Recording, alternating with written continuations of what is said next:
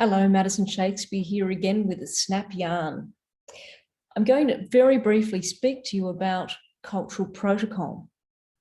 Cultural protocol is about observing practices, following guidelines, cultural guidelines in essence, that respect and honour First Nation people's beliefs.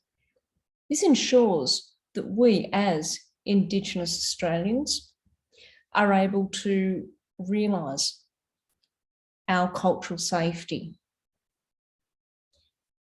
It's important to also be aware of that Australia, certainly before colonisation invasion, was multicultural, with a plethora of different dialects, language groups, different mob, clan groups. All across Australia, we have diverse and differing practices and ideologies.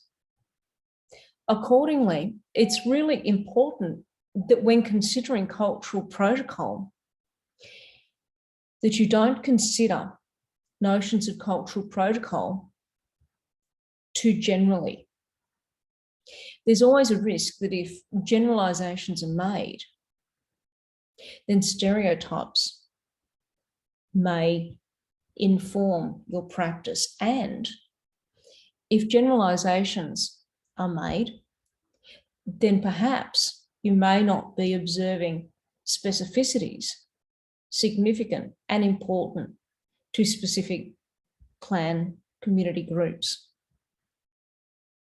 It's important to remember place-based knowledges and practices occur for all First Nation peoples of Australia, which is why I use the word peoples and nations.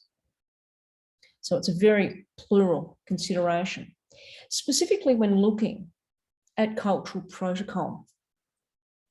There must always be a mindfulness in contemporary Australian practice in society of issues like sorry business, for instance.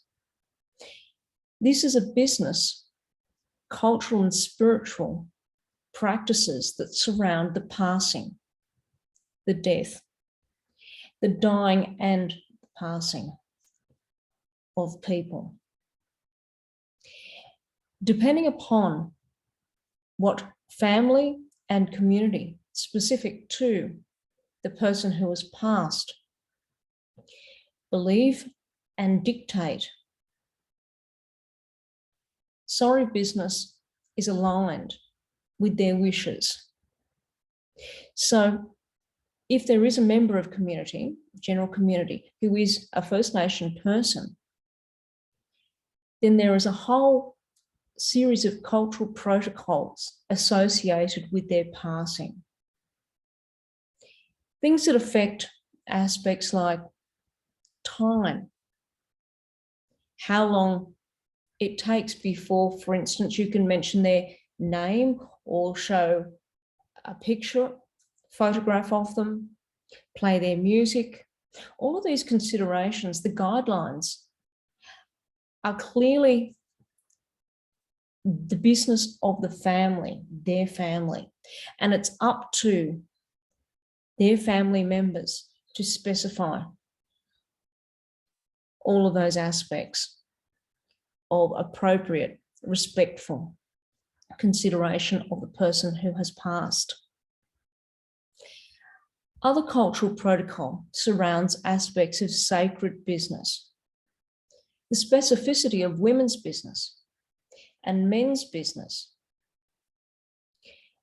There are many aspects of cultural and spiritual practice that should not be spoken about, should not be published, should not be photographed, should not be recorded, should certainly not be recounted by people who are not specifically part of family, kinship, community.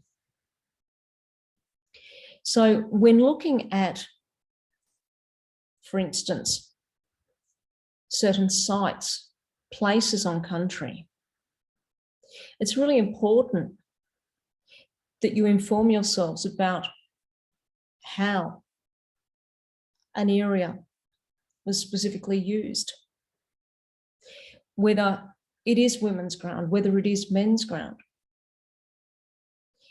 whether it's appropriate for you to take photographs. All sorts of considerations of place-based knowledges and practices must inform your work.